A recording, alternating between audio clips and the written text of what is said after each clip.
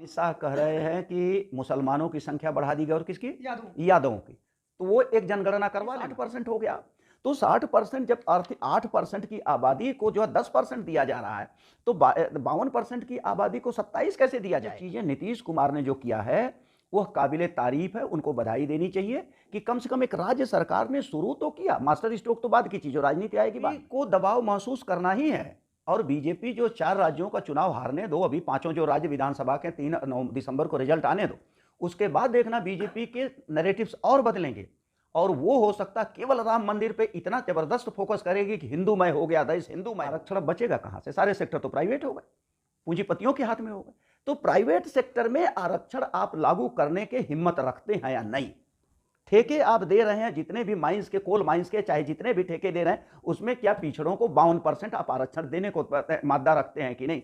ठेके जितने दे रहे हैं उसमें शेड्यूल कास्ट को, अनुसूचित जाति को ठेके में हिस्सेदारी देने की हिम्मत आपकी है? केंद्र सरकार मजबूर है। और केंद्र सरकार अगर ये नहीं करती है, ऐसा जातीय जनगणना नहीं करती है, जातीय अनुपात में जो है संसाधनों के बंटवारा की बात नहीं करती है, तो इसके परिणाम केंद्र सरकार को भी भुगतने पड़ेंगे, 24 में भी और उसके बाद भी। जो बिहार में आरक्षण की सीमा को बढ़ाया गया है, प्रस्ताव आया, इनफैक्ट वो कैबिनेट ने अप्रूवल, उसको 8 नवंबर को कैबिनेट ने अप्रूवल दे दिया है कि आरक्षण की सीमा को बढ़ाया जाए।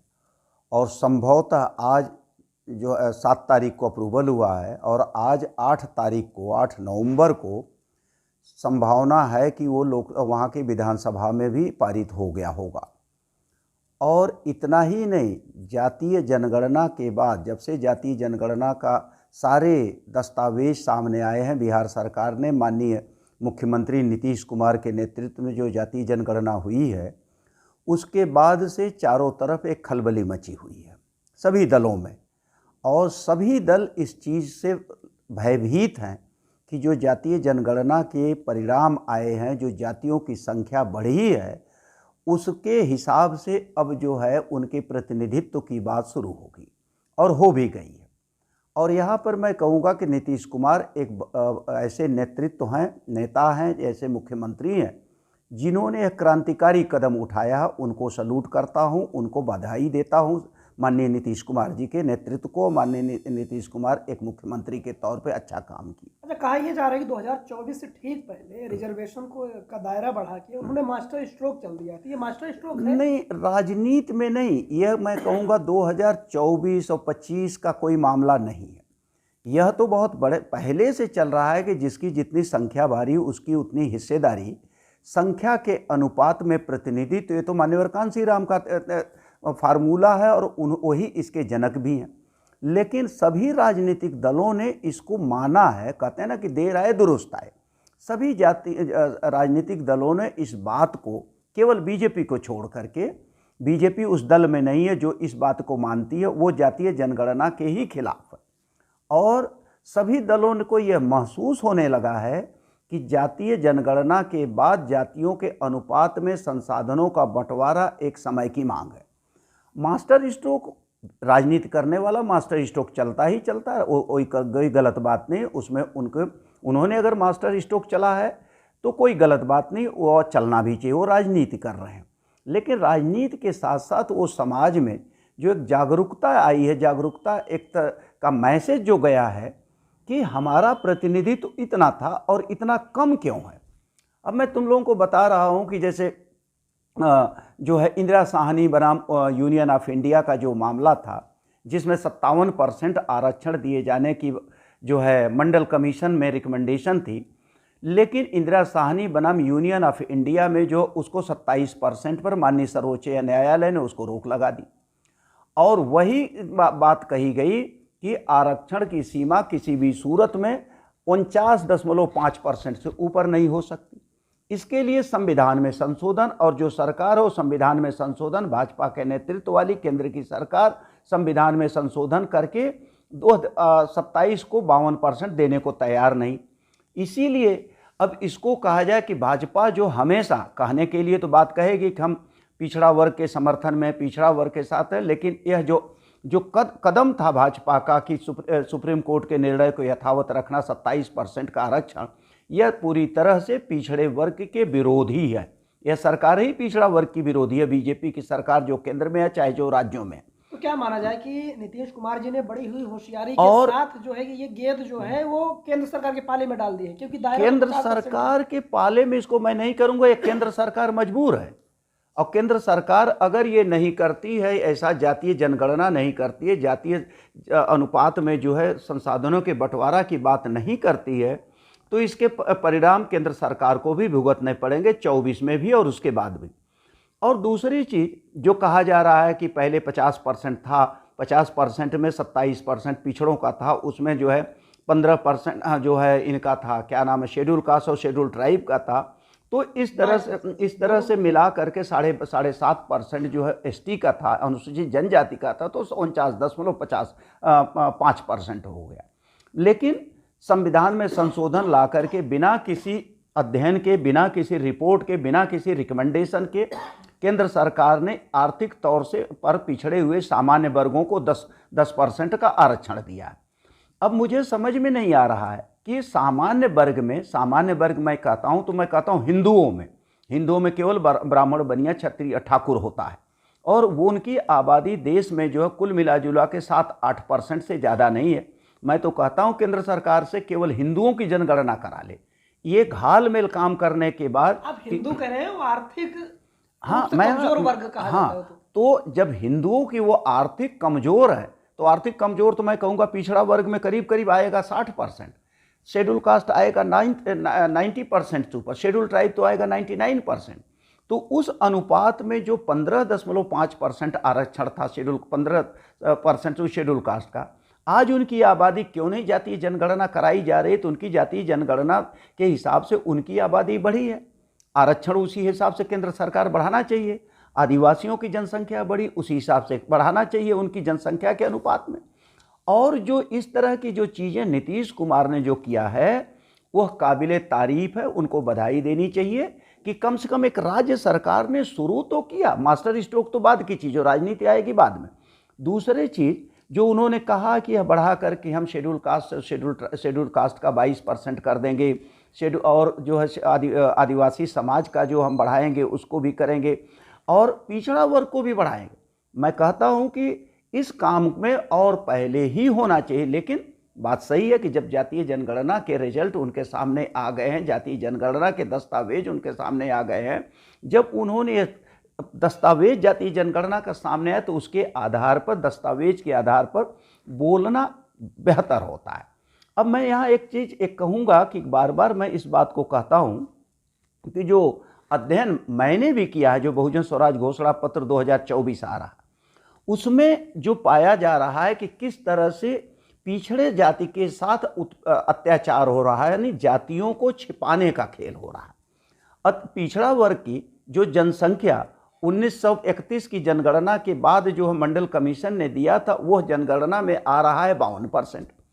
लेकिन भारत सरकार, आज़ाद भारत में जो जातीय जनगणना नहीं हुई है उसका हुआ क्या कि नेशनल सैंपल सर्वे ऑर्गेनाइज, जबकि जनगणना विभाग ये कराता है जातियों की जनगणना, लेकिन नेशनल सैंपल सर्वे के पास ये कहाँ से रिपोर्ट आ गई कि वो कहता है कि 2001 में जो पिछड़े वर्ग की जनसंख्या जो थी 31% हुई।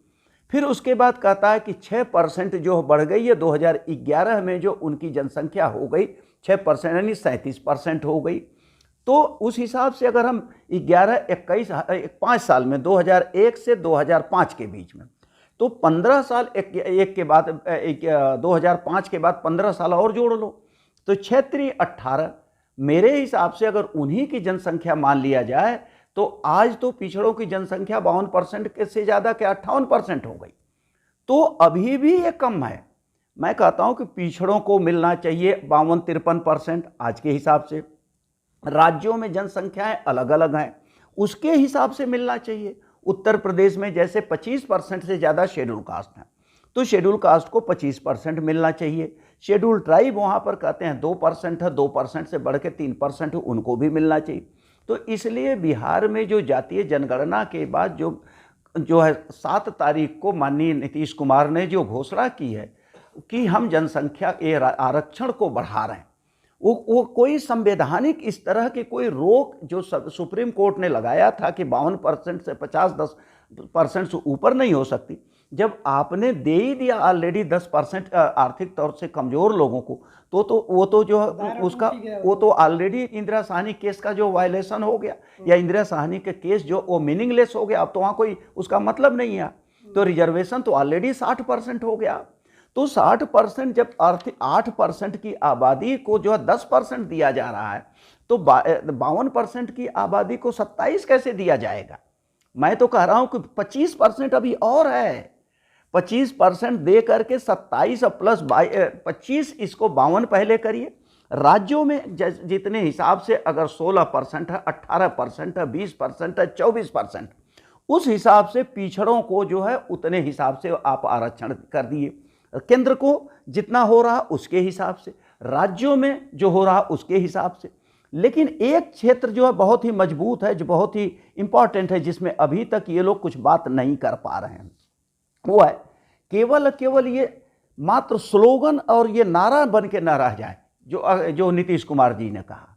हम कह रहे हैं कि आर्थिक मजबूती कैसे आएगी पिछड़ा वर्ग को, आर्थिक मजबूती कैसे आई शेड्यूल कास्ट को, आंकड़े जारी किए और उसके आंकड़े के साथ साथ उनको यह इंश्योर करना पड़ेगा कि आखिर बिजनेस में जो पिछड़ा वर्ग कितना है।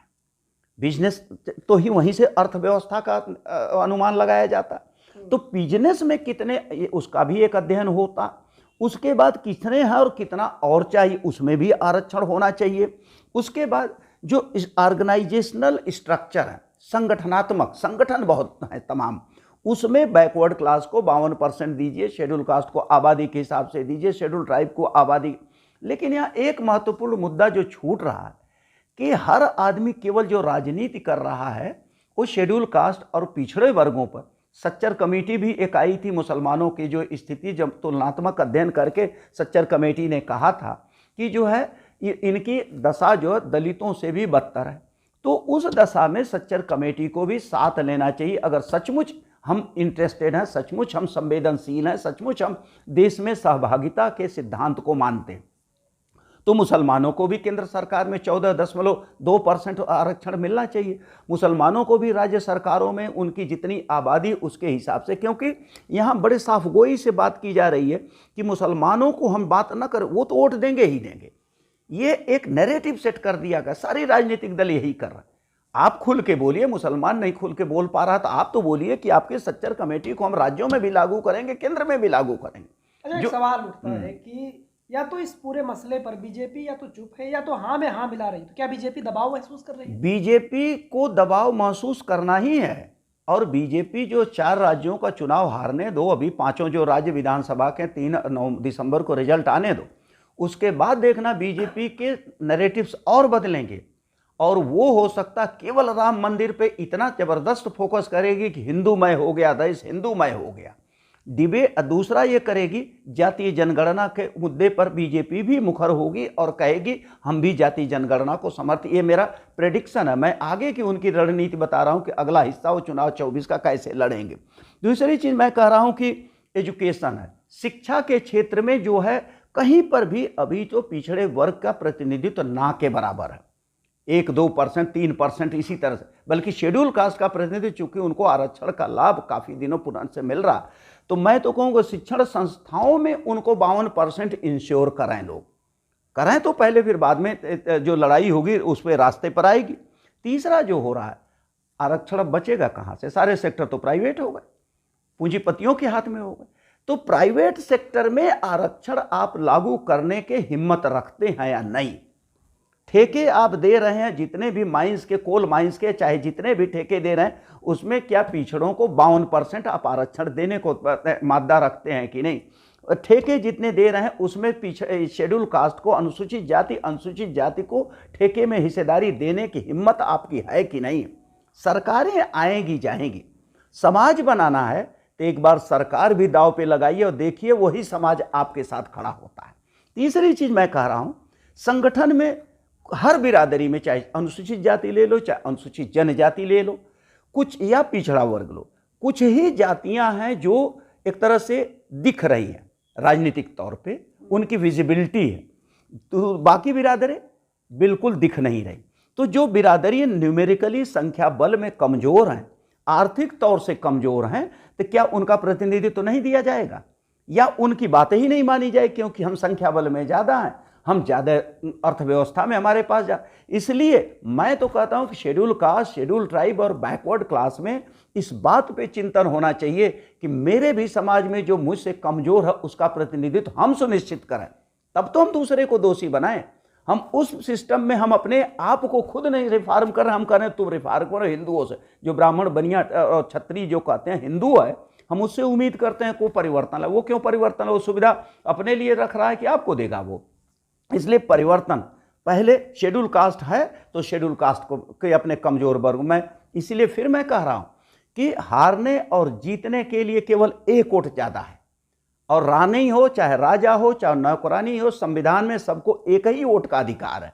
और जब एक वोट का अधिकार है तो आप जिसको न्यूमेरिकली, जिसको संख्या में सबसे कम समझ रहे हो, वो आपको हराने का काम करता है। यही मैं कह रहा हूं कि जो उसके लिए जो इस समय गांव में क्या चर्चा चल रही है कि बाऊ तन देखिए तो पेंशनियाँ आ गई है, कितना कई रुपया पेंशन मिल रही, लेकिन औरतें उस चीज़ को बहुत बड़ा एक साधन मान रही, एक अपने आप को उत्थान का जरिया मांग।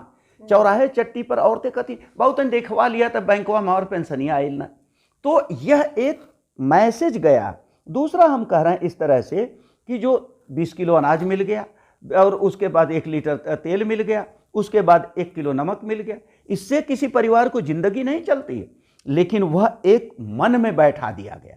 जो कमजोर तबका है उसके अंदर एक तरह से कह लो कि एक गुलामी है, वो बेचारा अपने मालिक के खिलाफ विद्रोह कैसे करेगा? जब केंद्रीय गृह मंत्री अमित शाह मुजफ्फरपुर के दौरे पे उन्होंने कहा जाति जनगणना में लालू प्रसाद यादव के दबाव में मुसलमानों और यादवों की संख्या बढ़ा कर दिखाएगी, ये छलावा है जाति जनगणना। तो वो जो सच्चा है, साथ ही उन्होंने कहा कि नीतीश कुमार हमारे साथ थे तो बीजेपी ने समर्थन दिया था जाति जनगणना। हम कह रहे हैं अगर अमित शाह कह रहे हैं कि मुसलमानों की संख्या बढ़ा दी गई और किसकी? यादवों की, तो वो एक जनगणना करवा लेना, वही तो जनगणना करवाए हैं। और जो नेशनल सैंपल सर्वे ऑर्गेनाइजेशन जो रिपोर्ट दे रहा है कि पिछड़ों की जनसंख्या 1931 के जनगणना के हिसाब से 31% थी और अब 52% थी, अब जो है वो 31%, 35%, 36%। सबकी जनसंख्या बढ़ रही है तो पिछड़ों की जनसंख्या कम कैसे हो रही? किसके यहाँ जनसंख्या बढ़ रही है भाई? प्रश्न यही है। और दूसरी चीज, अगर पिछड़ों की जनसंख्या कम हो रही है तो कम होने में फिर भारत की जनसंख्या 141-42 करोड़ कैसे हो रही है? तो अमित शाह ही बता दें। वो तो सबसे बड़े जो है समाज शास्त्री है ना, वो सबसे बड़े वैज्ञानिक है ना। अमित शाह सबसे बड़े, और वो नहीं है अमित शाह हो चाहे नरेंद्र मोदी जी हो, ये लोग केवल पिछड़े वर्ग के बंटवारे, पिछड़े वर्ग की कमजोरियों का फायदा उठा, न तो कोई रणनीतिकार है न तो कहीं कुछ है। एकदम एक गलत नैरेटिव सेट किया गया है कि अमित शाह और ये मोदी जी बहुत बड़े कोई रणनीतिकार नहीं है। उसकी जनता जिसको चाह लेती है उसको धराशायी करती है, जनता जिसको चाह लेती सर पे बैठा लेती है।